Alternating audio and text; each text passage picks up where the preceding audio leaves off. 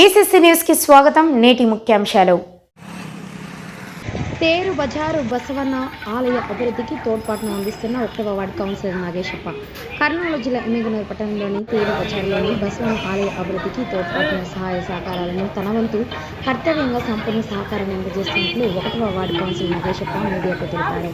ఈ సందర్భంగా 1వ వార్డు కౌన్సిలర్ నాగేశప్ప మీడియాతో మాట్లాడుతూ 2014లో బసవన్న గుడి పురాతన దేవాలయంగా ఉండి పూర్తిగా శిథిల వ్యవస్థకు చేరిందని, 1వ వార్డు కౌన్సిలర్గా దేవాలయ స్థితి గతులను చూసి ఎలాగైనా నీలకంఠేశ్వర స్వామి దేవాలయంకు అనుబంధంగా బసవన్న గుడి ఆలయ అభివృద్ధి చేయడానికి దృఢ సంకల్పంతో ఆలయ ధర్మకర్తల సహకారంతో దాతల సహాయ సహకారాలతో దేవాలయ అభివృద్ధి చేస్తామని, అప్పటి నుండి ప్రతి సంవత్సరం బసవ జయంతి రోజు స్వామివారికి ప్రత్యేక పూజలు, అభిషేకాలు, ఆకుపూజ ఉంటామని, అలాగే అన్నదాన కార్యక్రమం కూడా నిర్వహిస్తామని తెలిపారు. ఈ కార్యక్రమంలో బండా శంకర్, చెడ్డే గోపాల్, తాటికొండ మహేష్, గంగొండి శశి, కారే రాము, ఎం శివప్రసాద్, జోగి రాము, జోగి జామ్, జోగి ఉరుకుందు తదితరులు పాల్గొన్నారు.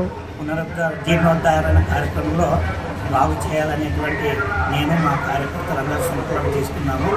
గెలిచిన వెంటనే 2014లో నేను కౌన్సిలర్ గెలిచిన వెంటనే ఈ యొక్క దేవాలయాన్ని జీర్ణోద్ధార కార్యక్రమంలో మేము అందరితో మా కార్యకర్తలు, అలాగే అప్పటి ధర్మకర్త నీలకంఠేశ్వర స్వామి ధర్మకర్త మాచారి నీలకంఠప్ప నాగరాజు గారితో కూడా సంప్రదించి వారి సహకారంతోనూ అలాగే దాతల సహకారంతో మేము ఇంత ఆర్థిక వనరు సహకరించుకొని దేవాలయాన్ని పూర్ణోదయం చేసుకున్నాము.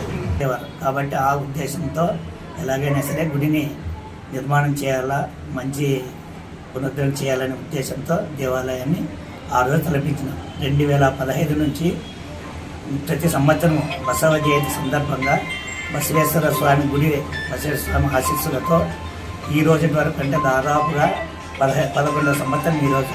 రేపు 30వ తారీఖు బుధవారము బసవ జయంతి సందర్భంగా ఉదయం 6 గంటలకు స్వామివారికి అభిషేకము, అలాగే ఆకు పూజ, మధ్యాహ్నం 1 గంటకు అన్నదాన కార్యక్రమం ఉంటుంది. కాబట్టి పుర ప్రజలు, పుర ప్రముఖులు, అలాగే దేవాలయ ధర్మకర్తలు అందరి సహకారంతో రేపు అన్నదాన కార్యక్రమం కూడా ఉంటుంది.